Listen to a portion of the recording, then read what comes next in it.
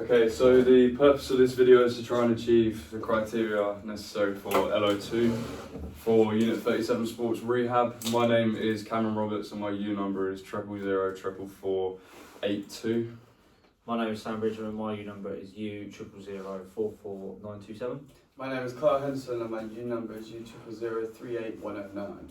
No, so we'll start with the types of modalities used for rehab. We'll go through each one, sort of perhaps whether we've used them before, if we're fully aware of them, our extent of knowledge, and sort of cover their effectiveness and their advantages and disadvantages, and go from there through each criteria. So types of modalities, first one is zinc oxide tape.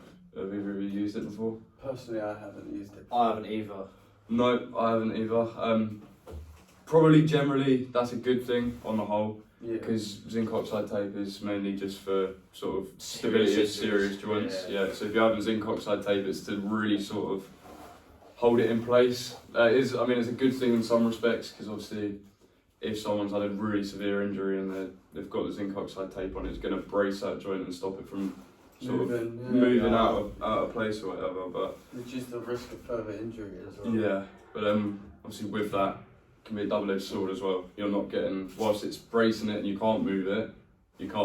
So when you want to train and sort of put some strength training on it and try and build it back up, get full potential. I think it's only really good for like the initial sort of repairing, if you like. So once the serious injury immediate response. Yeah, that's it. It's immediate response. Right. Obviously, we know it's not waterproof. What about the material in itself though? Is it like a? It's quite tough. durable. Yeah. It's not like zinc oxide tape's not going to break anytime soon, but it's a fact, like you said, it's obviously not waterproof. Yeah. Like So you couldn't, so if a swimmer had a severe injury, they wouldn't be able to use the. I fall off straight away. Yeah. Exactly.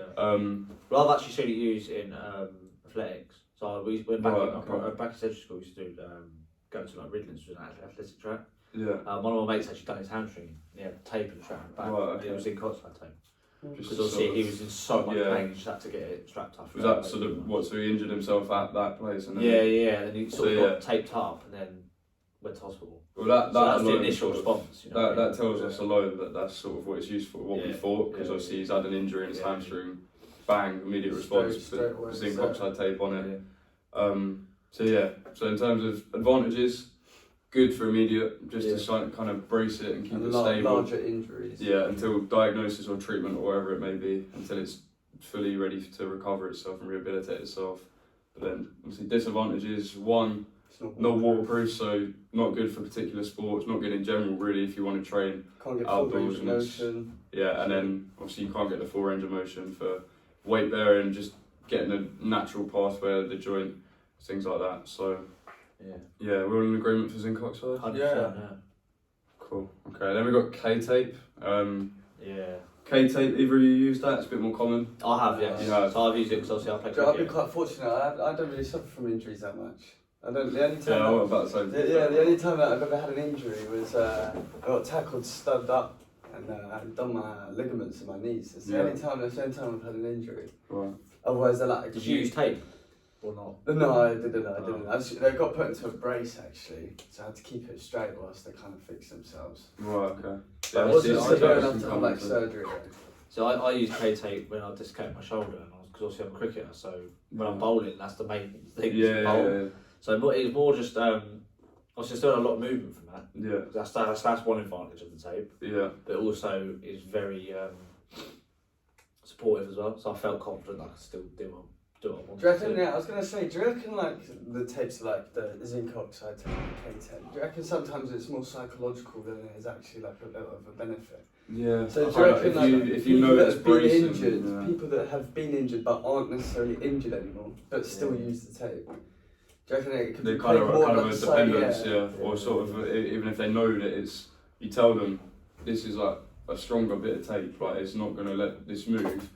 You could end up psychologically telling yourself, even when you could learn how to sort of, your biomechanic pathways will just naturally shift from what they should be to how they are with the tape, because they can't move normally. So then if they did sport without any tape, they'd feel like, oh, if I'm injured, I need the tape. Yeah, so even with yours, like on your shoulder. Saying that psychology thing, I had that support in my head, I'm thinking, that's great. I wore it for like a week. 5 days, which is another advantage of it. lasts for a long time. Yeah. It's more durable. Because right? it's waterproof, so Yeah. it just lasts. You shower as well.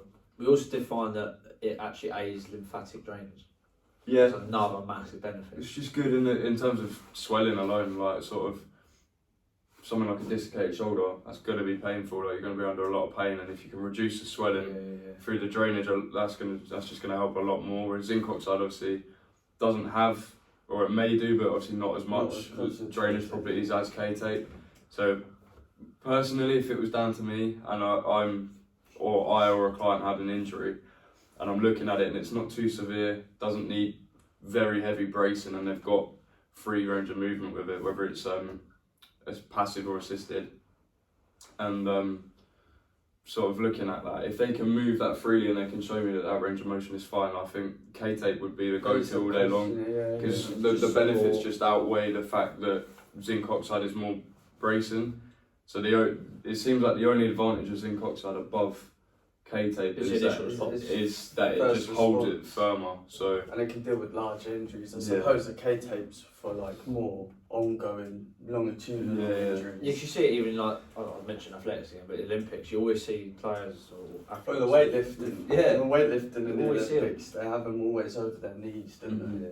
Or over their elbows. I Yeah. suppose though, cause that's fair enough, because there's quite major stress points, you know. If you're doing a snatch and you've got 200 keys over your head, and you know you will need that support. And then again, like I said earlier, that could come down to that psychological. I wonder if there's research out there that people split them up. So non-injured people, they were like they went to see a physio. The physio like, oh, you need this tape for this support, and then the other half did it as normal. Do you reckon there'd be more of a bit more of a difference to the people that had the tape than there would if the people that didn't have the tape? Purely that just psychological factor. Yeah, and also just because with zinc oxide, again, obviously we keep repeating ourselves, but it is almost the only benefit above K-tape to zinc oxide is that it just does hold it in place more. It's waterproof as well, right? So again, that now allows swimmers to now have access to this support as well. Obviously, the allowance for a larger range of motion with K-tape, obviously the natural, as you're going through the natural range of motion, the movement of that tape as well has been shown to sort of lift any pressure that is caused by swelling or the injury itself, whatever it may be. It lifts the pressure off the pain receptors. So just by having K-tape on it, whether it's helping in terms of lymphatic drainage or anything else, just regardless of those benefits, the fact that it can reduce pain just by easing that pressure off the pain receptors alone is another really good benefit. Think about the pain receptors, like if you're doing it against the muscle, say it's gastrocnemius, if you maybe the Achilles tendon, if you're putting that down, that's going to stretch the gastrocnemius, which is going to relax it over time. So that's a major benefit, like you said, psychologically and for the long-term ability as well. Because obviously the Achilles tendons now is very painful for you. I've had it before, so. Well, that's a nice thing. Like obviously you've got the K-tape because it allows you to have that free range of motion, or it doesn't inhibit the range of motion too much. If the K-tape was to come off, you wouldn't notice as much of a difference and you wouldn't feel as reliant on it. Because you still have that Because exactly, it was just like it was before, just without the support of the tape. But actually leads on nicely to walking aids as well. Yeah. Because I've had it before, I've had Achilles tendons now, and that was the first thing was zinc oxide tape, just to hold it together. Right, okay. And further on, as I started to progress my movement and rehab, I moved on to K-tape. So like I mentioned, obviously the advantages of more range of movement, things like that. Yeah. And the walking aids were crutches. Yeah. So the lack of weight on standard, it, but then the support from the K-tape also gave me that ability to move. It could be quite a good substitute for crutches, because I know I had a soft tissue damage. I dropped weight on my foot, blew up like a balloon. I was like, to the doctor, I can't walk. And she was like, yeah, you can't until the crutches away. And she actually did say that how much of a bad effect that it has. Like, it reduces like how you were before it, because it's so dependent. I think if we're going in terms of how we've been with psychological effects, I would probably say the walking aids has the biggest impact, because if you go for everyday life telling yourself I can't put any pressure on this, even initially obviously don't give it full blown rest, but over time when it is beginning to heal and it's draining and the swelling's going down, does that mean that you could like psychologically inflict kind of not pain, because there is no pain there, but you think can so trick much. yourself Yeah, into- you think so much that there's a pain there that you actually start to believe and almost feel the pain that's there just because of the lack of correct recovery that you had.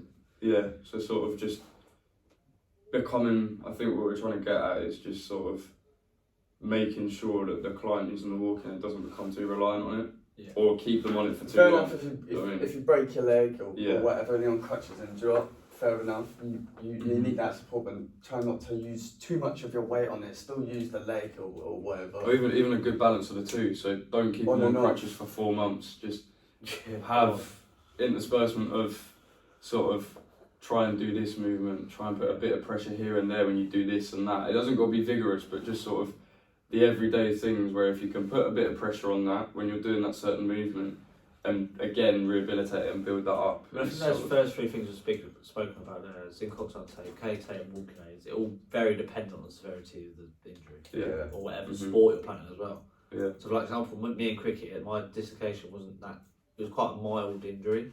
Yeah. So that K-tape was perfect. So I didn't have to use walking aids because it was No. upper body, so I don't need to use that.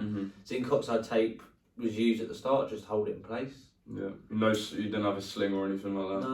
No. No, it's alright. So even slings, again, with slings you can just get used to. Limb supports, And that can just, over time, if you leave it in a sling too long, yes, your shoulders being damaged, but your extensors, your biceps, triceps, none of them are getting work all the time. You're like that. So even in terms of rehab of maintenance of strength in that arm, because yes, when the shoulder's back to normal, that's really good, and you're going to have free range of motion in your shoulder. But you could end up finding that you've got no strength in your arm, and compared to the other one, because it's just shut down. Yeah, it doesn't need it. But I think they've all got quite a common theme of psychological impact. Yeah, it's sure. massive. Yeah, sure. It'd be quite interesting to know what percentage of athletes use K-tape but don't actually need to use K-tape. It's just a psychological thing. Yeah. They think it's like they depend on use it without an injury as such. Yeah. And it probably is why or it we're could so be aware of it and you've had it. Further injuries. So say you've had an injury somewhere, so say you've done your hamstring, then maybe psychologically they want to prevent that injury, so they think to prevent the injury, if they keep using use it on the other one as well. Yeah, they use it on the other leg. Yeah.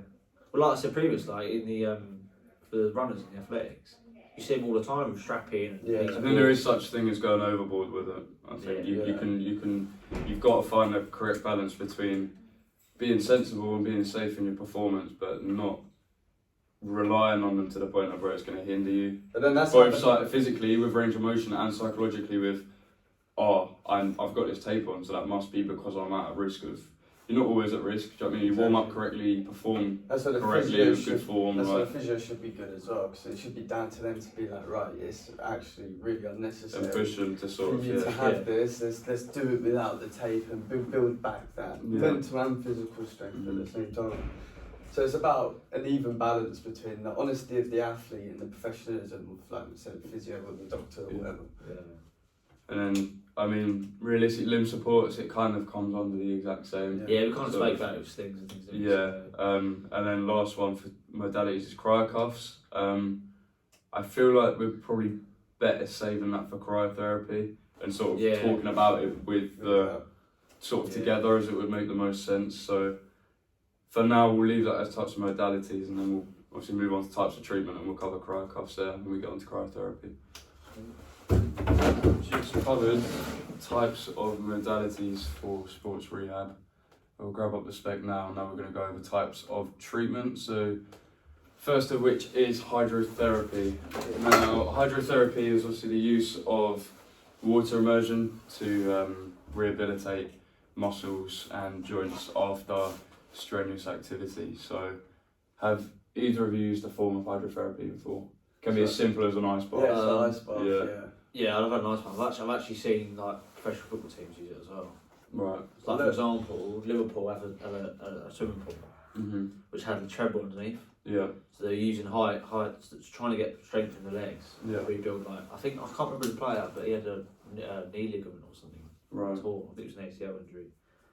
And he was using it to gain range of motion again. Mm-hmm. But because of the nature of water, it takes away with less weight bearing for a start. Yeah. So the strenuous nature of, or the lack of strenuous nature of water actually helps the player develop. Right. Okay.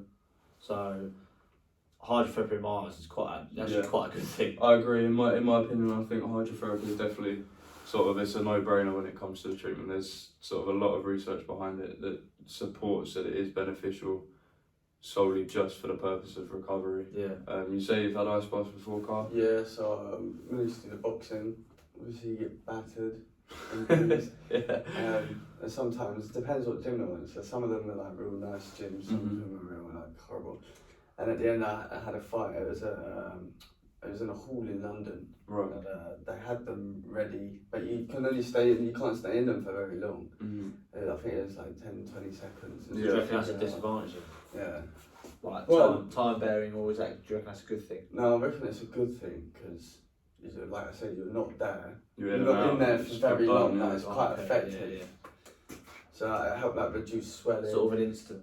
Yeah. Okay, yeah. But it's cold. Like it's there is a downside. But obviously we spoke about cold. Obviously you can do hot water as well. Yeah. There was research done by Ver et al, and it took 38 males that were relatively trained, so just standard athletes, no more than us guys that would go to the gym or perform in sport regularly. So physically active, they didn't withhold a sedentary lifestyle, and there was 4 groups or 4 variables in which these groups would be participating in. One was a passive recovery group, one was a cold water immersion group, one was hot water immersion, and then the last one was contrast, so going from hot to cold and vice versa. Their findings found that, I'll explain the protocol first. So they did a leg press, the exercise that they were all told to do. They all did the same one, which was a leg press, a strenuous leg press that was taking them to muscular failure or to the point of where their muscles were fatigued and sore, enough to essentially make the muscles have to recover. It was found that cold water immersion was the most effective out of all of them, but overall any form of hydrotherapeutic recovery was better than passive. In other words, getting straight into some form of hydrotherapy post-exercise, I think it was both 24, 48 and I think it was even 72 hours, so even up to 3 days post-activity, it still proved in those that had hydrotherapy after, it was better than just sort of finishing your session going, right, that's me done, I'll just go kick my feet up on the sofa. Obviously cold water immersion is cold, you said it yourself, it's not ideal, so it is nice to sort of know that the hot water immersion takes quite a lot to get into, to actually like force yourself to get into something that you know is going to be cold. Is actually like, it's really hard. Like your body really like repents. You sort of you go straight into it and pep psych talk yourself up. before, and it's like, come on, only a few seconds. But it's kind of weird because it's the first impact of when you get in it.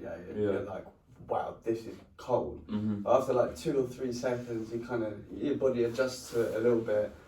And then you get out and you just proper shake. I think it's definitely a psychological thing. Like you talk about modalities, it's all psychological. That to me is psychological. You're gearing yourself up, and then when you're in the water, you're trying to tell yourself, like, calm down. This is a good thing, not a bad thing. So, psychologically, it's massive. Yeah, and I mean, even just on my notes here from that research, they said that cold water is better than hot water for perceived pain. So again, it's sort of a toss up between the two. Either way, regardless of which one you choose, whether it's cold, hot, or even contrast. I imagine contrast would be the worst of the 3 options, but cold seems to be the best, hot second, contrast last.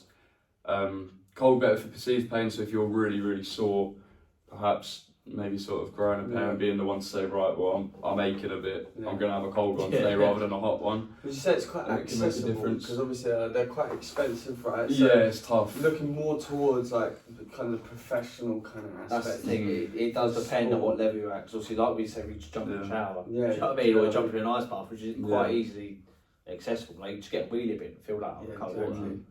Or you got the other, like I said earlier, a treadmill and a bar, and a treadmill and a swimming pool. That's just impossible to get nowadays. And there's such thing as obviously too hot and too cold as well. So if you're doing it in your bathroom per se, you've just chucked a load of ice in there, you've not checked the temperature or nothing.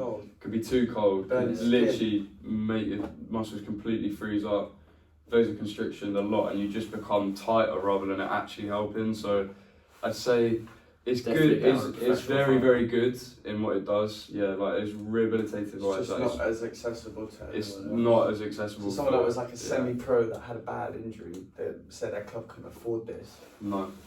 But if, say, hydrotherapy could be the thing for them, unfortunately, they then don't have access to it because it's definitely much easier to regulate the higher level you sort of play.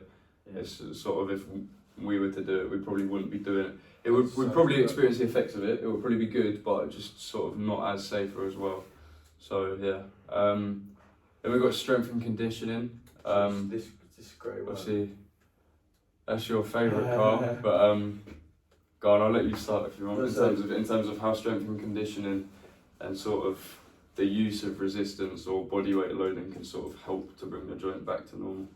So obviously this would be something later on in the recovery program. This won't be like immediate at all, because you could do more good than harm. Yeah. But strength and conditioning is a great way of really being specific with people. So obviously you've got your compounds there. Yeah. So you've got like your squats, deadlifts, bench press, and shoulder press and whatnot.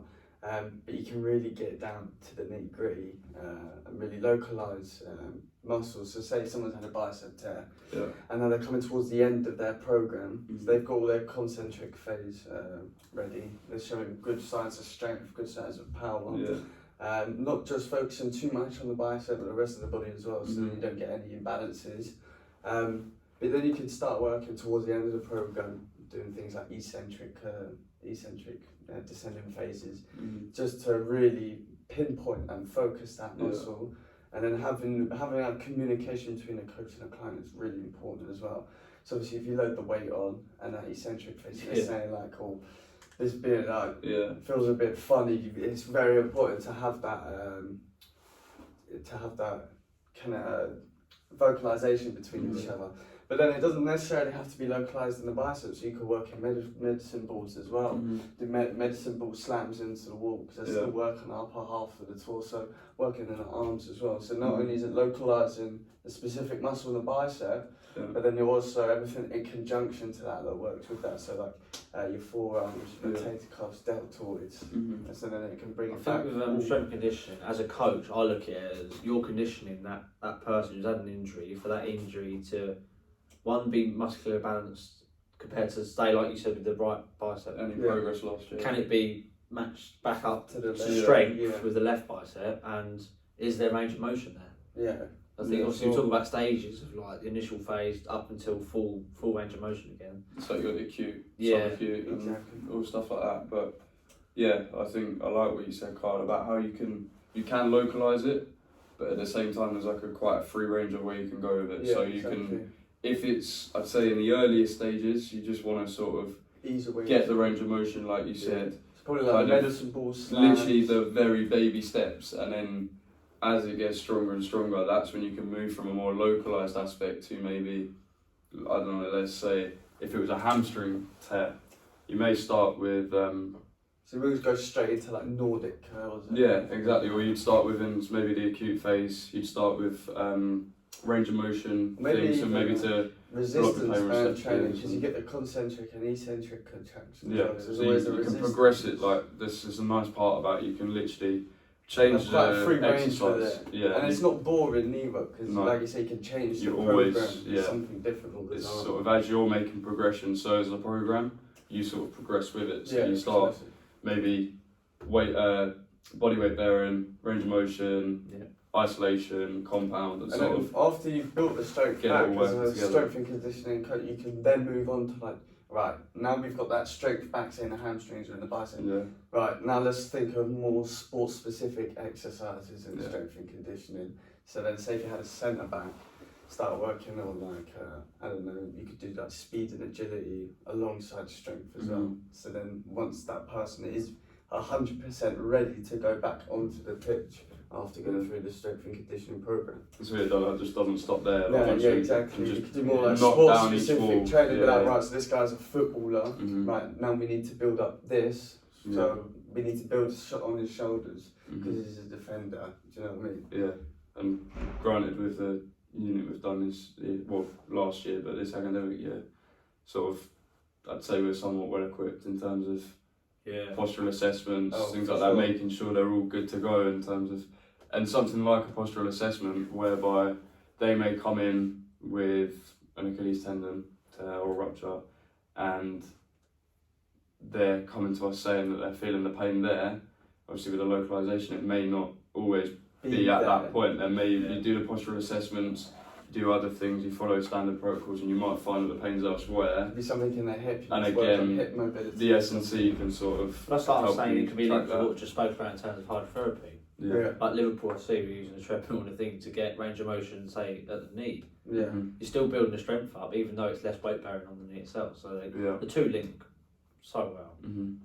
And then sports massage next. I mean, in terms of its benefits, we can link it strongly to S&C in terms of perhaps you do the S&C and then sport massage straight into sport massage. They kind of relay onto each other. Have you guys had a sports massage? I've not. See, so as a gym, not a proper one. As a gym goer, I mean, our bodies, we go to the gym all the time. Mm-hmm. Right?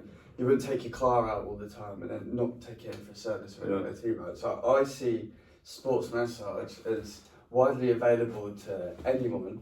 Yeah. And you can find a good place at a reasonable price as well.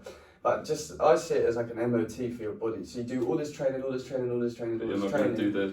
you're not going to do the recovery process after it, which I think is quite important. And it's actually quite therapeutic, not only just for like the physical aspect, but for the mental aspect as well. It gives you more. It's the relaxation of everything. Yeah, exactly. So see, if you're, I mean, I've had it before. I've had an Achilles tendon. My psychological state was shocking because there's no motivation to get up and do anything. Where that sports massage, it's a nice relaxing state to just clear your head. Kind of forget everything. Good for the muscles as well because obviously you're relaxing and lengthening the muscles themselves. Exactly. Obviously, with you having had it, so obviously you can read the advantages on paper with the obviously lymph drainage, increased blood flow, all the things that you read on paper, how it helps and increases sort of recovery rates and things like that. You've had it yourself, sort of. You're the best person to ask here. Does it sort of help? Is that the best thing? For sure. So at least if I can, I'll fit it in once a month. I think once a month's fine. So monthly checkup. Yeah. But there was one time I really had bad like niggles in my back and my shoulders were really rounded. Right. Okay. And I went for a session, and although it was rather painful. It did hurt. Don't get me wrong, but I walked out and I felt like a completely new man. About 2-3 days later, I went and smashed one of the best back sessions that I'd ever smashed before. So again, like sort of. And you feel a lot looser as well. But then like really like tense and tight tight. Like so relaxing the muscles. Yeah, exactly. Or even like if say you did the chest and tries, had felt like you had a tight back for whatever reason. The only thing is though, sometimes it can be a little bit awkward. So like I've had massage up the chest and when they're getting close to your armpit and stuff, it comes into consensual. A little bit uncomfortable, but you know, at the end, you reap the reward of feeling a lot more relaxed. You feel a lot lighter as well. Like, first time I went home and weighed myself just to see if I lost anything. Honestly, it feels like you're walking on clouds. Yeah. So obviously, there's loads and loads of advantages to it, and obviously, like you said about feeling like you had rounded shoulders. Yeah. If you were to just complete your chest and tries, go home, then come to your back and buys the next day or do a shoulders day, you might not be performing in the correct form or you might aggravate it more, whereas that massage might as well. pin So it it's back like if you don't get your car MOT'd and then something breaks, well, you should have got it serviced and checked. Or it's just going to get worse and worse. Yeah, it's a nice analogy, I like it, but in terms of, obviously we've gone over the advantages. Disadvantages is obviously, like you said, consent. Not everyone wants to get touched up. Yeah. Do you know what I mean? Can be costly. I've had a massage on my bum before, and that was very uncomfortable. Not for me that one. That was quite because I asked for a leg massage specifically in the hamstrings because I felt really uptight, and I felt like that for a few weeks. I was like, right, just listening to my body, right, I go get my hamstrings sorted out. And the guy turned around and was like, "Oh, do you want a full leg massage?" I thought like top of the thigh to the bottom of my gastrocnemius, my calf, right? And then all of a sudden he starts like massaging on my bottom, and then I felt a little bit like, oh, okay. Yeah, it's so obviously consent can be a bit iffy here, there, sort of. Yeah. From sometimes session to session where it is. Some of the rooms as well, like I don't find expensive sport massage. I'm a student at the end of the day, right? So I find that some of their rooms, some of their studios can actually be like quite a tight squeeze. It's like, for instance, like someone will be walking around the bed and then they'll come around to the other side and they'll be like, oh, sorry. That can't help you relax either. Exactly. You know, you're going there because now I'm distracted as to now I'm like, alright, now what's this person doing behind me? You're defeating the purpose of going there to just chill and have that treatment. But so I suppose it depends where you go, how much you pay and who you see. Yeah. Obviously, the more they charge, the more professional they are, and maybe the more knowledgeable that they might be. And then if they do charge more, then they probably have a larger place. Do you know what I mean? Yeah.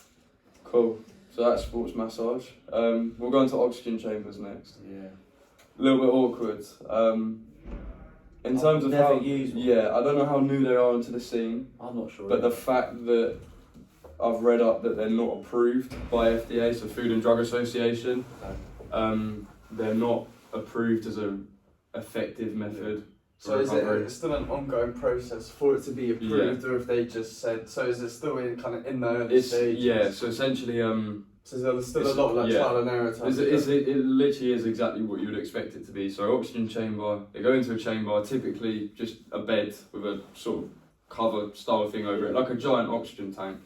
They essentially put you in this tank, and from there they can control the atmospheric environment within there, so they can make it more oxidative, less oxidative, sort of more atmospheric pressure, things like that.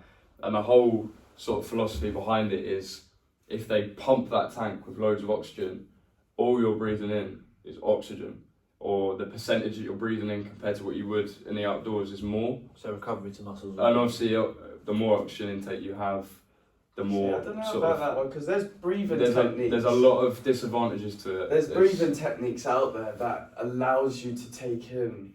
You can find loads on the internet. Some of them are quite successful, some of them not so much. But I know there's breathing techniques in the army that they use to allow for more oxygen naturally. Exactly. And it can be very rather than because you can pump too much oxygen in there, and then it collapse a lung or. This is it. You can get build up of water through exactly. in the lungs. Good fluid build up. Can get pots due to the atmospheric pressure, depending on what happens. There's loads of disadvantages, but. And how I much can't really see oxygen that is too much for that individual? What kind of do they have a consultation beforehand? So someone that's asthmatic. Boy, how would that affect it? It might not even be a possibility. Exactly. So I must make myself. For if we were to go in there and sort of say, look, like to sort of pump extra air and put more pressure into our lungs, it could affect us detrimentally rather than actually help us. So that alone, the fact that it could potentially pose a risk to us, or even not be a possibility of a rehabilitative method, it's a bit unfair in that extent. We can all jump in an ice bath, we can all sort of get a massage, but and the cost is probably extortionate. You've only got to look at it to imagine how much it costs. I don't know about you, but I'd rather suffer with DOMS for a few days than pay however much money. And I wouldn't put myself at the risk of that alone, because especially it's still kind of early stage. The fact it's not been approved by FDA, it's not recognised enough yet to make you feel safe in doing it. Do you know if there was much research behind it? Do you know if there's been much research? In terms of the research, it's mainly just philosophy and where there's not a large scale of research. It's largely sort of as you would expect. Sort of, you know that oxygen helps in the rehabilitative process. So naturally, if you give someone more oxygen, they're going to recover faster. But in terms of how effective that is, and the fact, obviously, like we've said, it's not recognised yet, just sort of alarm bells ring straight away. Do you know what I mean? It doesn't. Yeah, I don't know about you boys, but I probably wouldn't be my first go-to. No. Okay, so in terms of oxygen chambers, probably not the best. No. I'd say at the moment it's probably the least effective. Yeah. Sports for me, so at the minute, sports massage and strength and conditioning, because more of a natural approach. Yeah. Do you know what I mean? It's not really, you've not really had much assistance as such, but it's been more of a natural approach. So like the massage help relieve the stress of the muscles, and then with the strength and conditioning, like I said, you can localize, you can do compound, you can do sports specific. There's a lot more variety. There's so much roots. Yeah. Okay, so all good for that one. We'll move on to cryotherapy now. Sounds worse than what it is. Very, It very. does sound really bad. Very You have to easy. cry It to can, yeah, come but down. it can literally be as simple as a bag of peas when you get home. Yeah. Like it's probably the easiest one to conduct in terms of It's that initial first aid. no again. prior knowledge. There's no real safety protocol to it. Some people might do it without even knowing that they're doing it, Yeah. or without even know that it's called cryotherapy. Yeah, Like I said, I a mean, bag of peas. yeah, Like the amount of natural- people. If you bump your head or something, your Yeah. natural thing is going to go.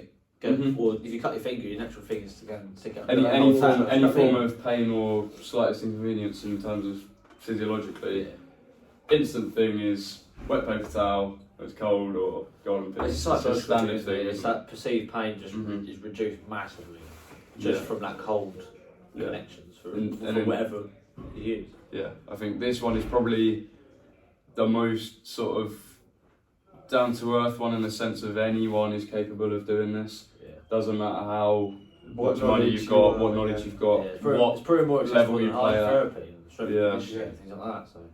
in terms But of everyone's got a bag of peas in there.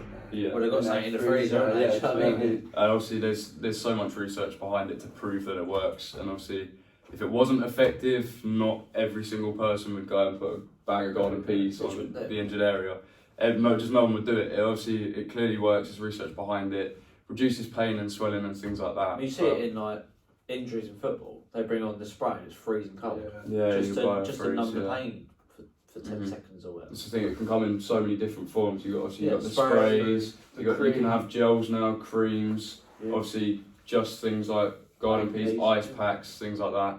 The Cold- cryocuffs, cold water. obviously the cryocuffs that we said we talk about, they're good. They're really good in the sense of they're no more than just a blood pressure cuff, Yeah. just without that much pressure. Okay, You yeah. just literally tape it round like you would, even with a, I don't know how to describe them, the running bands that hold your fights. Yeah. Oh, Literally- it's like a Velcro Yeah, strap. it's almost thing. like you forget it's on besides the cold aspect, and obviously they can last for, I think it's 6 to 8 hours. Yeah. So if you can pop that on, obviously not forget about it because it's there, but get on with your day rather than having to walk It's around not an, holding an incon- ice it's not an pack. Like, inconvenience. yeah, and you're getting that constant supply of cold temperature to the injured site. But what I was surprised about, probably the only disadvantage, obviously everyone goes to do it, but again, how we said with hydrotherapy, how you can have too hot and too cold, there is such thing as too cold with cryotherapy as well. And I've got here, research has been shown that below 18 degrees it inhibits proper motor performance. Obviously, in terms of how much or to what extent, I imagine it only worsens as it gets colder. So if you're on the brink of, 16, 17, 18 degrees and you've got that on it, it's To me- probably not an instant cause for To concern. me, it's You're that gonna- numbness, so you actually lose Yeah. the pain receptors Yeah. completely. Yeah. But then could that be a bad thing? Because then if Mhm. you lose that pain and Exactly, pain and receptors, if you then move it again, overstretch, yeah, so- exactly. Yeah, and I think, yeah, so there's an extent to it. The worse it gets, the more of a concern it is. Mm. But I think if you're just dropping below 18, obviously, it might be a bit strange to move your arms. It might feel a bit funny, or you might lack more of a sense of what Feeling. control you have in it and feeling. But yeah, I think unless it drops right down, like here it says, and then below 15, it can actually increase swelling and edema, which I was really surprised at Yeah. because I didn't think, obviously. I thought the colder the I knew better. too cold was a thing, Yeah. but 15 degrees degrees Doesn't Celsius, sound, it just doesn't sound like enough. It seems like it needs to drop way more than that before the swelling and edema can happen. In some sense, it's good because obviously you've got the term, obviously like bringing out the bruise, and it can promote obviously that to happen so that when it does come off, it's all stations go and it can Yeah. speed it up in that sense. But you don't want edema. It's a big problem there, and I imagine that is in the most extreme cases. Sort of if you're having really cold things, you're holding on for far too long, things like that. But that is where a cryo cuff would be ideal, because you have the constant regulation, and realistically, even if it's effective for only the first 3 hours, that's 2.5 hours more than what you would with an ice pack before you have to throw it in the freezer again, you know. So even if it doesn't, or it stops to work, or not as well, it's only going to get warmer, not colder, so you're safe in that aspect. But in terms of, how do you boys feel about cryotherapy in terms of like sort of rating it compared to the others? It'd be quite effective. I think it's the most common as well. Yeah. I think any sort of minor injury, that's the first thing you think of. Get something cold. Yeah, anyone at home, you know, to have an injury, do something happens, and feel that right, get something cold on it. You burn yourself, get something cold on it. Yeah. Okay, we good to move on? And yeah, foam rolling then. Cool, yeah. So on to foam rolling, last one, perfect. So very accessible. Very. Every single gym, there's at least one foam roller. Yep, or even at home. I mean, they're so cheap. Different variety of foam roller. I mean, I've seen people use what's it called, bubble wrap, like in a roll, and use that because it's the same thing. Yeah. So I'd say the only annoying part is some of them can be too rigid. Yeah, so some of the dents bumps, they can be sort of.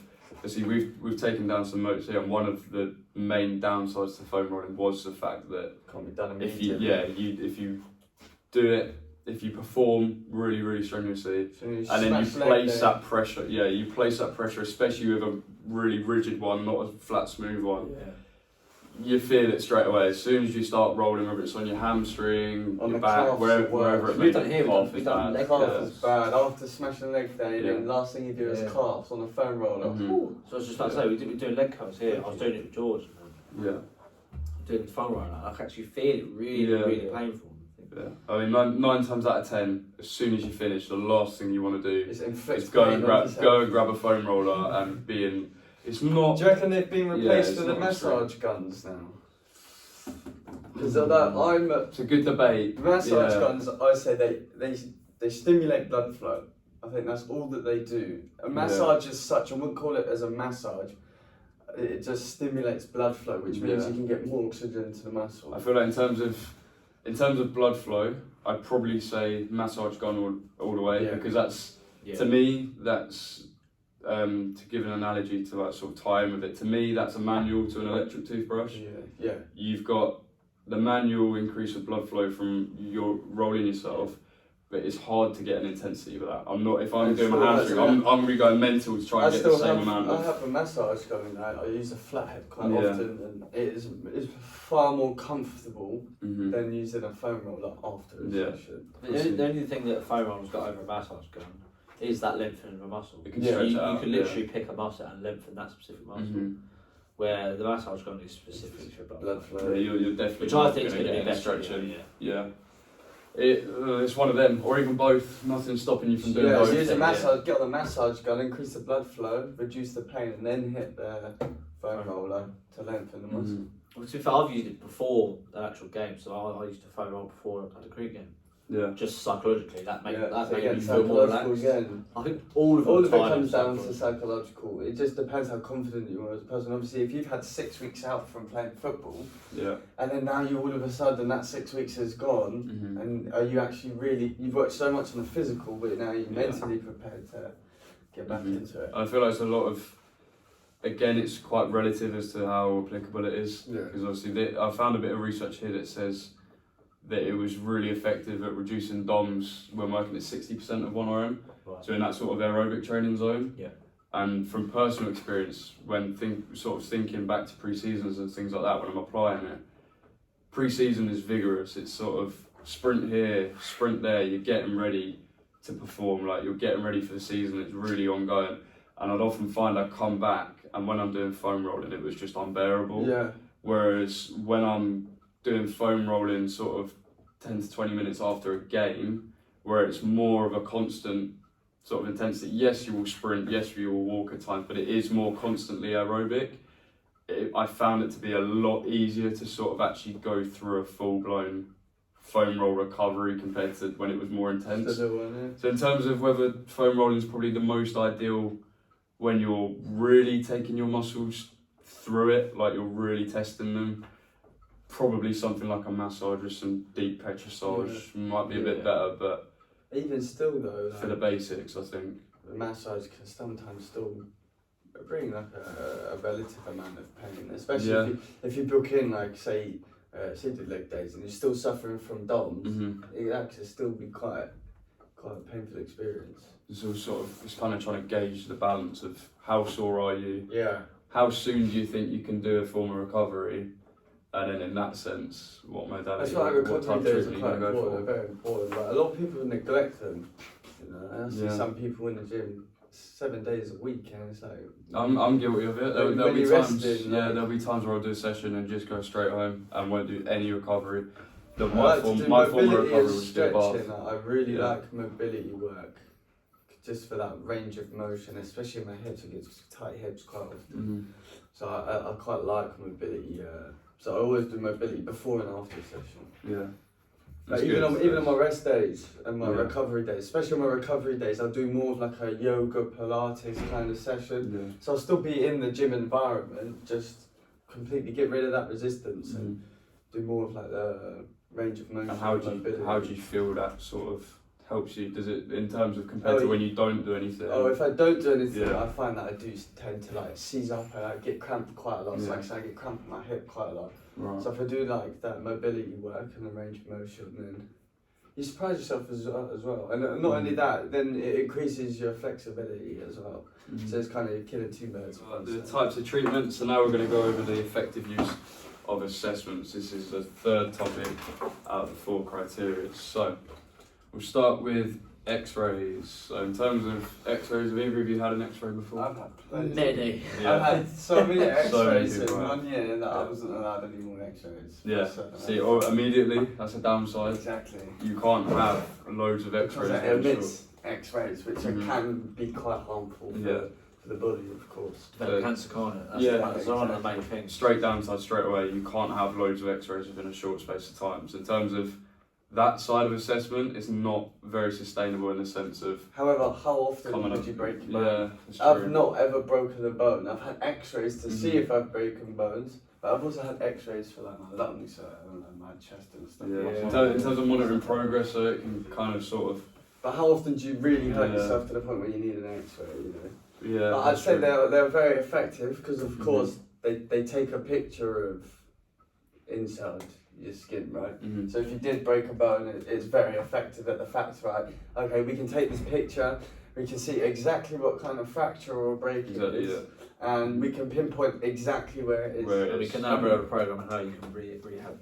And the fact there's no colour either sort of makes it very clear. Like everything around the bone, forget about. I mean, of course, only if it's an open fracture, then obviously it's very evident that the bone has been broken, you know. But for a closed fracture, you know, so there's been many times where I thought, this bone is 100% broken. I dropped a 20-kilo barbell on my foot. I was like, my foot's broken, bruised up and swelled up instantly. Had an X-ray, they were like, you could walk home. And I was like, oh, okay. It's crazy, isn't it? So in terms of, even for that sense, it's good in terms of sort of. It's good. There's no beating around the bush. It's just literally. It is what it is. If it's broken, it is. If it's not, it's not. Yeah. So in terms of. So the likelihood of a misdiagnosis is very low. I think that's the same with an MRI scan, which we'll move on to. Yeah. I've had these before because I've had ear operations before when they thought it might have been cancer, but it wasn't. And it was actually a bit of bone going in front of my eardrum, which is why I was going deaf in my right ear. Oh, really? But as we know, an MRI scan, you literally lay on the bed and this thing goes round and round, just scans all years. I think it's mainly for organs. Yeah. I'd say it's so I'd say it's so much better than X-ray. I'd say in the sense of where you X-ray is very quick. I've been no longer than 2 minutes in an X-ray. That's true. MRIs can be there's ups and downs to both. I've sat in MRIs on the bed like for half an hour. It can take a long time. Yeah, but the only good thing is you're just laying there. Yeah. So unless you're claustrophobic, just chill. They'll do the work for you. They might ask you to move a couple things to get T1 and T2 scans, sort of to compare the changes. But besides that, you're going to be laying down. Yeah. X-rays, on the other hand, if they want posterior anterior, your left, right, centre, turning around, taking multiple, and the more of those they take, obviously the more radiation you're receiving. Yeah, exactly. So the more they do in one go, the less you can have the next time per se, and that time. I mean, in terms of like sporting aspects and rehab, I don't think it's that applicable compared to an X-ray. Do you think if you think of a sporting thing, it's more like it's going to be an injury to a bone or muscle? Yeah, that's view it. They Where can look MRI at scan tissue to though. me is more organ based. So Yeah. they'd use it normally for like diagnosing cancer and things like that. But they can look at tissue. So say Yeah. where an X-ray is very black and white, if you're say calcium deficient, that's going to be your X-ray reading is going to be very, very faint because obviously they take the readings through calcium. That's just one. Obviously, if it's bone, I would probably say X-ray all day long. Yeah. I'd say if it's bone, X-ray is the winner. Like the saying, it's black and white. It quite literally is black and white. Like everything you don't need to know about is in black.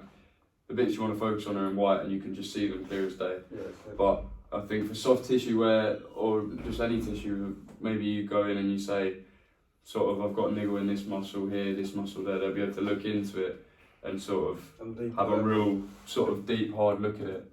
We'll just have a quick check of the notes and see if there's any more on MRI.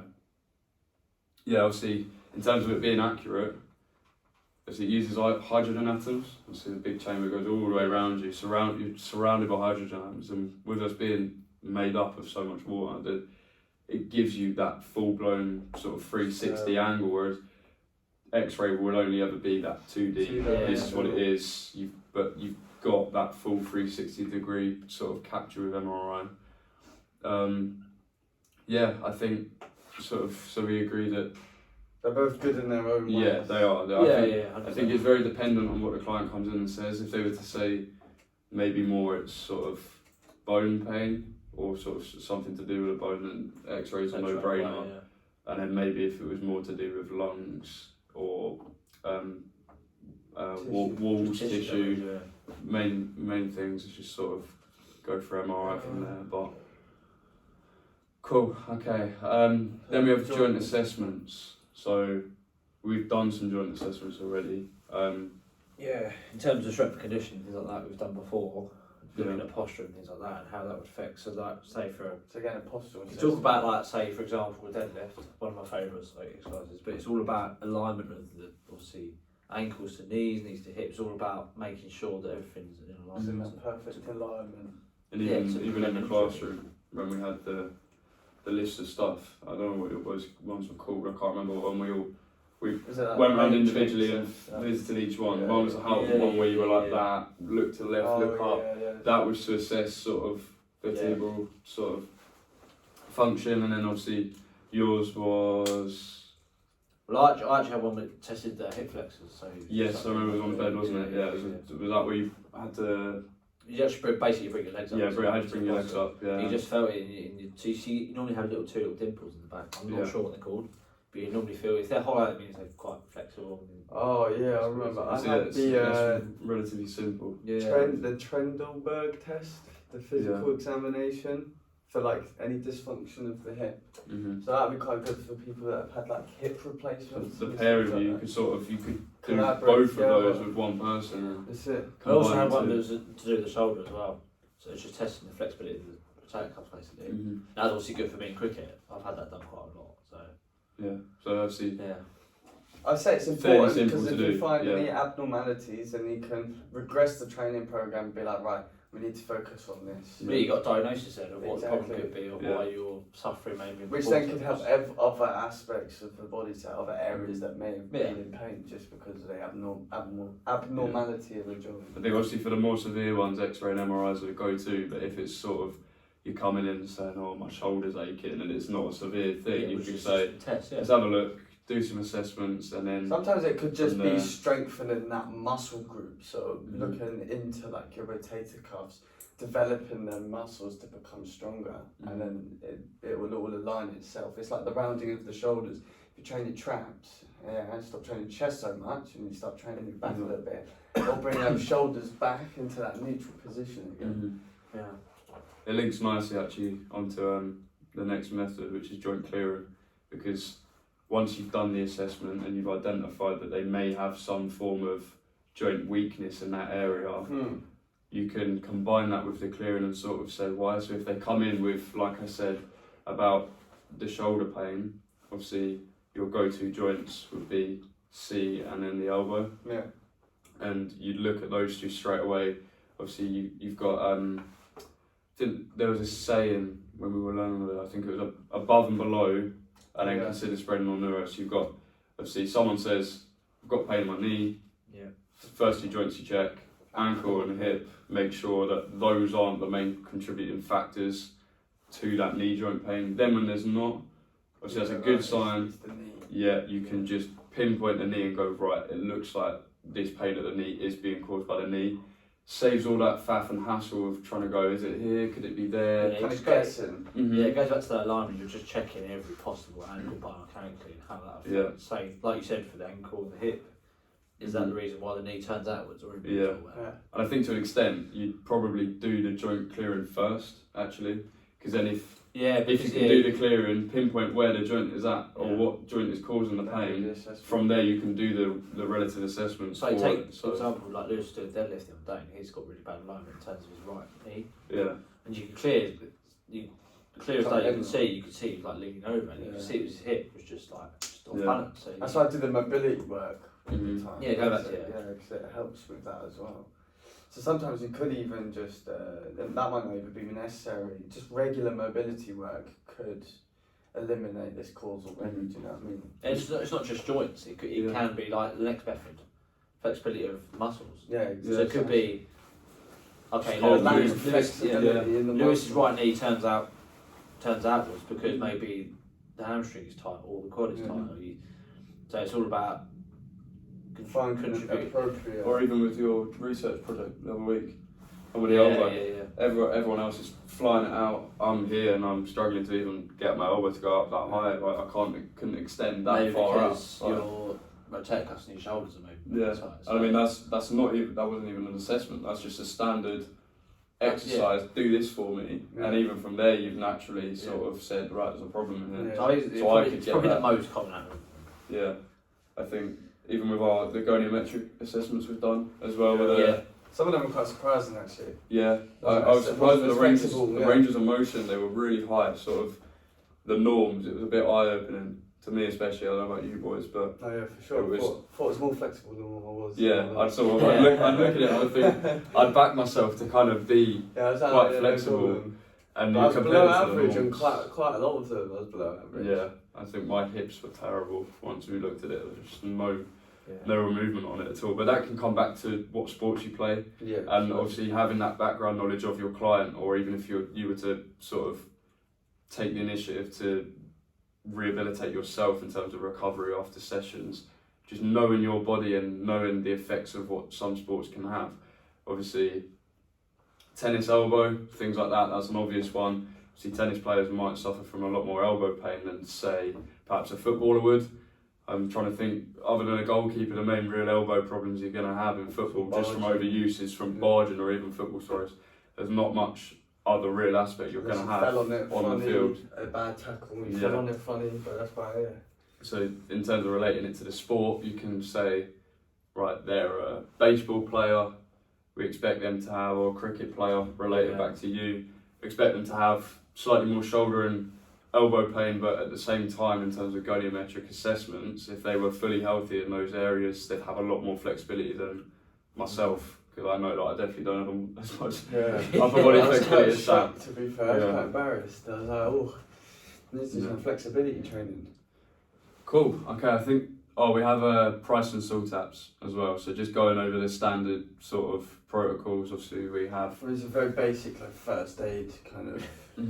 Everyone would at some point come across either price or even salt taps as well. I think salt taps is probably obviously the one that you definitely want to be doing when you're looking to joint clear, because if someone sort of comes to you and says, I've got a problem, obviously you're going to sort of see them, then you're going to ask them where the site of the pain is if they haven't told you already. Then with the L, you've got look. Obviously, you're just going to look before you touch, because it could be obvious as day, and you can just say, right, this obviously needs more looking into. I'm not happy to touch it. Someone that had like scoliosis, that's obvious. So it's a good example. And then obviously if it's not clear at first, then you've got the touch and you can sort of feel, like you said with your assessment, your joint assessment with to assess tight hip flexors. So if I come and say, I've got tight hip flexors, Sam might decide to flip me over, have a look at that, do the assessment, and then say from there, after having a touch and having a feel that I've got tight hip flexors, then if it's still not obvious, then obviously you've got your active movement for A, so see if they can move in certain directions, obviously rotation, flexion, circumduction where possible, all the main basic ones, just for what you do in everyday sort of life, not just sport. And then obviously if they can't, the passive movement, and then from there testing their strength, so assisted strength, whether that's sort of push against my hand or sort of kick outwards and you're putting pressure on the tibia, things like that. So yeah, and then obviously you've got price as well. We have the rest ice compression and elevation diagnosis. Yeah, that's more for, I think, initial, like... first. I think it's that first aid type. Yeah, so the price protocol is definitely probably... So you're probably price and then maybe like tape if necessary. And then SALT-TAPS is more of a sort of, once you've got the diagnosis, or if you can't it's a quite less have severe a clear... thing, isn't it? It's more like, because obviously like you just said, you come to me for that SALT-TAPS treatment. Whereas price, it's not going to be like, save again for that football pitch. Price is general first aid, yeah. Whereas SALT-TAPS looks more into a sort of elevated qualification of first aid, and sort of, you need to go and see someone that knows what they're doing. So, yeah, cool. In terms of the assessments and how they link to modalities and treatment, it's probably the most sort of interrelatable of them all, because they're what diagnose, they're the ones that tell you the best. And they're the ones that tell you, right, I need K-tape. They tell you what treatments you need, they tell you what modalities you need. So, whilst it's sort of serving the criteria, whilst it's not in any order, obviously in terms of what you would be looking to do, is assess. The assessment is the first, the modality is second, and then you find the treatment to help. Which in some sense is what you're doing with the price and SALT-TAPS. You are assessing it first, then you're finding the modality and the treatment and things like that. So, cool.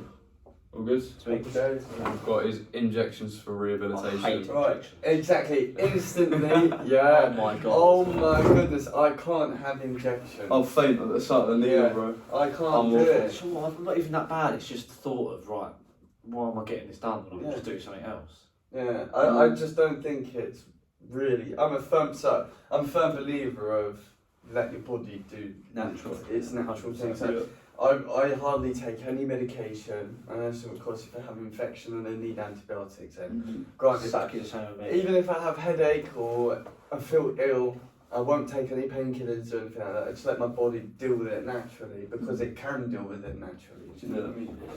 I feel like there's seems to be, obviously we've covered so many treatment methods that if I was to ever be asked where would I place an injection, in my choices of recovery, it would always be last, and I'm sure it would be last for many people, because why would you inflict pain? Yeah, and it's also sort of, some and people have different pain thresholds. Some people train the next day. Yeah, some people might not be bothered, but it's a bruising of the tissue as well from an injection and things like that. You would say you get it in your shoulder, it's injected in your shoulder, you can't train. I just don't know how I feel about it. Like, if someone come up to me and was like, well, it's artificial, isn't it? We're gonna have a cortisone injection now. I'd be like, whoa.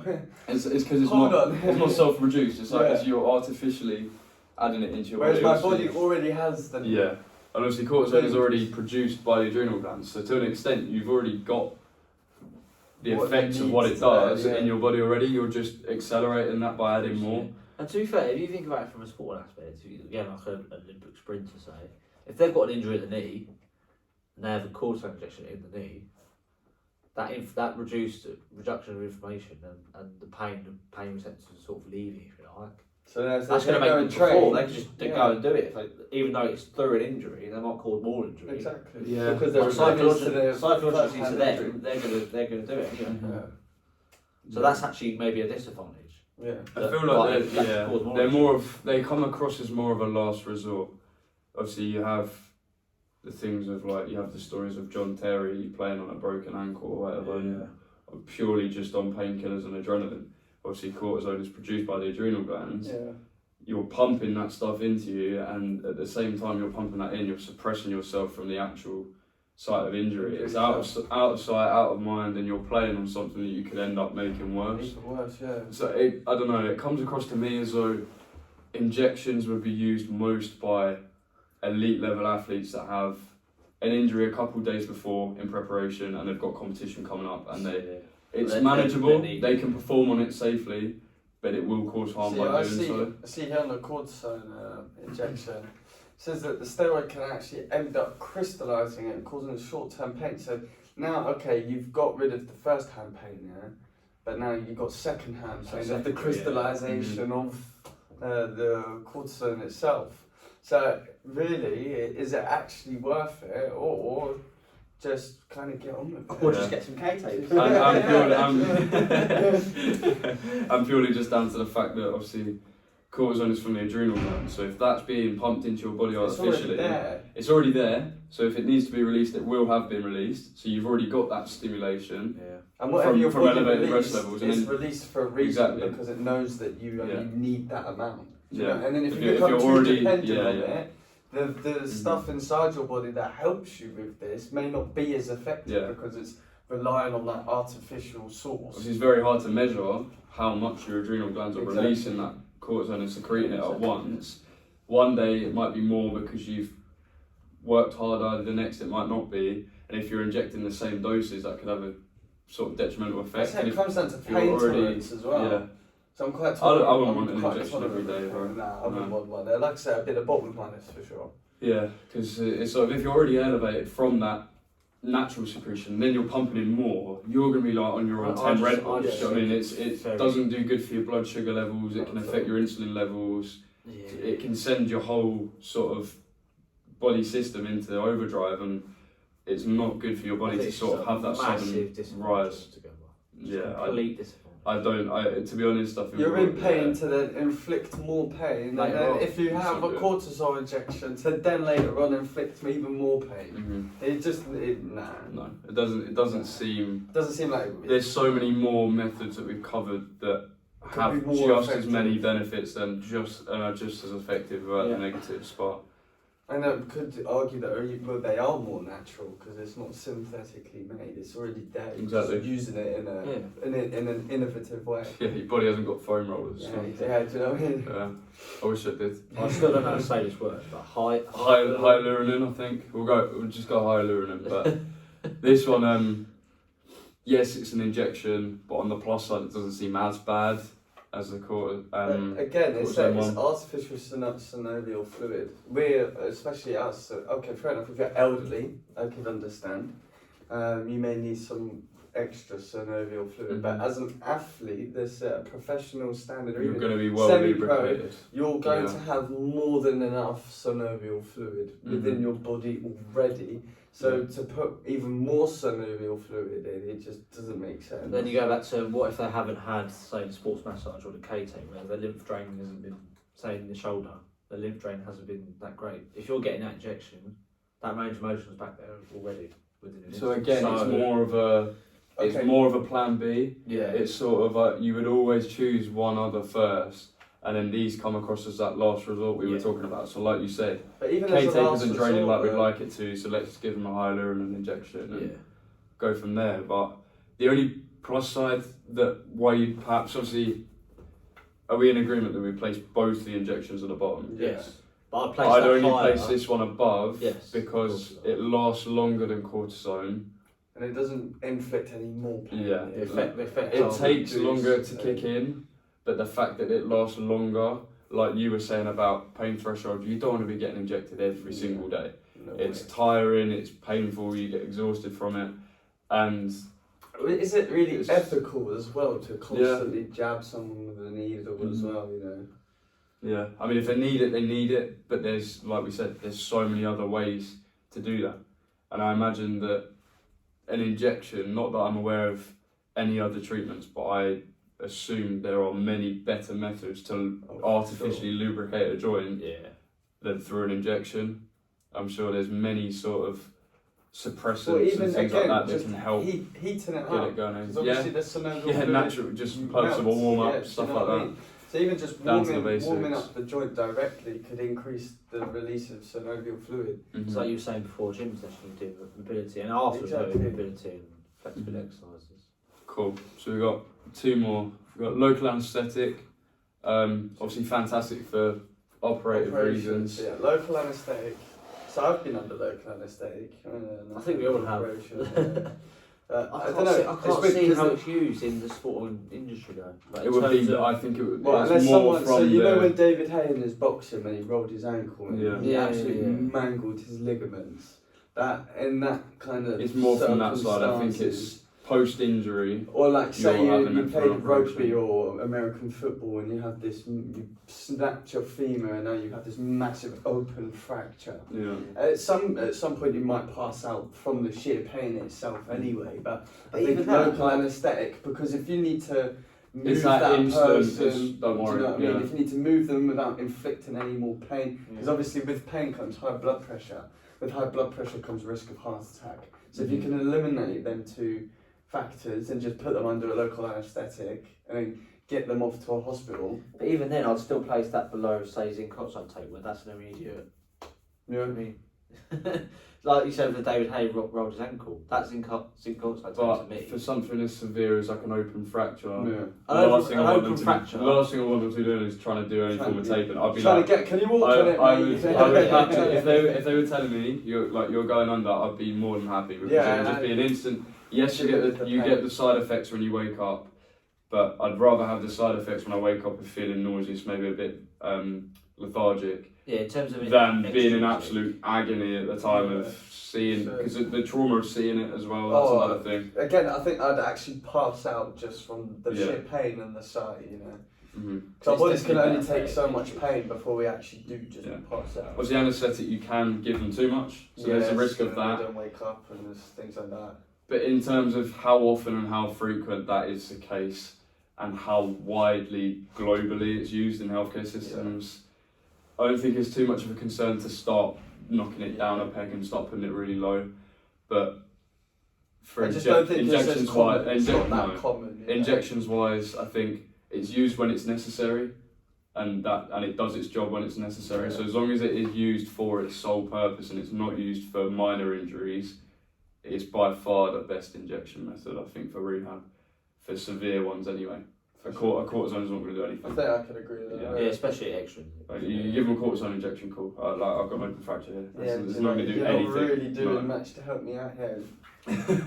So yeah, wrong one. Try again. Yeah. But yeah, and then we just have non-injected medications. So I mean that can be as simple as painkillers and ibuprofen. Yeah. Like again, they're just over-the-counter topical stuff. I can They go do Sainsbury's help, right now. don't get me and wrong, grab they them. do help, but again, I'd rather, it depends on the severity of the pain. Like, Mhm. sometimes I'd like to embrace the pain, see what my body can handle. You Then just if it sort of really- self-assess it. Yeah, then if it really becomes like really unbearable, then I Mhm. will take painkillers or whatever. But if I can palm it off and embrace the pain at that Yeah. time, then I will. Yeah. I think it's a way up as well, like you said, sort of with that self-assessment, you sort of see how it goes, Yeah. and if it's manageable, Instead of You being don't- like, you oh, don't- I've yeah. hurt myself, Yeah. I need painkillers. You know, you stop don't- your you toe, don't oh, I jump need on it. painkiller. You know. so if it's manageable, you do without it.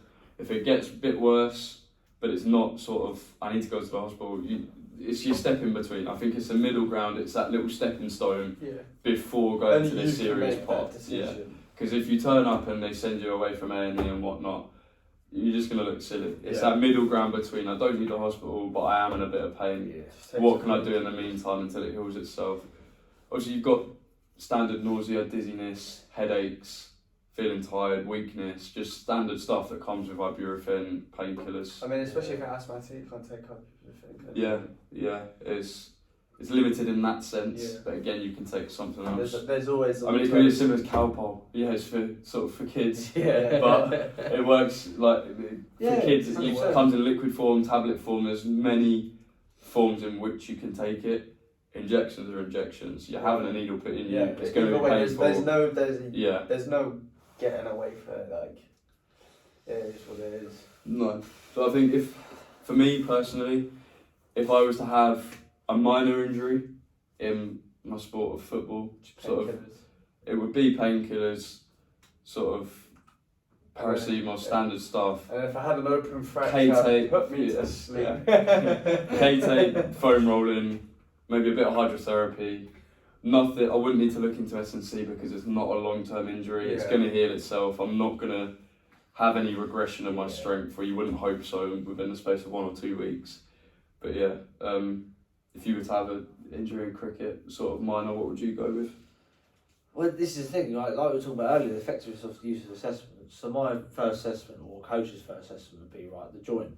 So say if it's my shoulder, like I've done before, it'd be like, right, what's wrong with the shoulder? What pain are you feeling? Then you go, right, so what modality we use? Okay, we use K-tape because it's the best, or zinc oxide tape because it's the best for supporting. And then the treatments, like I was doing a lot of, like Carl was saying before, like flexibility movements, things like that, and just getting.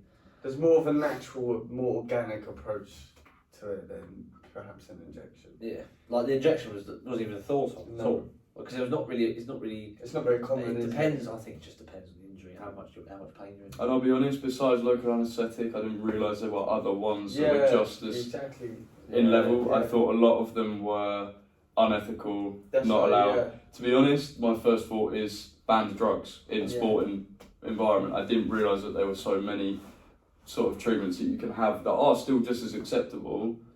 But again, I wouldn't be choosing them. No. I just think I'd stray away from them. I'd look for a more organic approach. Yeah, because organisations like FIFA, they all allow these things in sport aspects. So And then, Carl, mate, if you obviously doesn't have to be a sport, even in a gym aspect. If you were to, what's your go-to? Well, I mean, like I say, I dropped that barbell on my foot from head height, you know, and I had no painkillers or anything like that. But if I had to, then I would take some painkillers.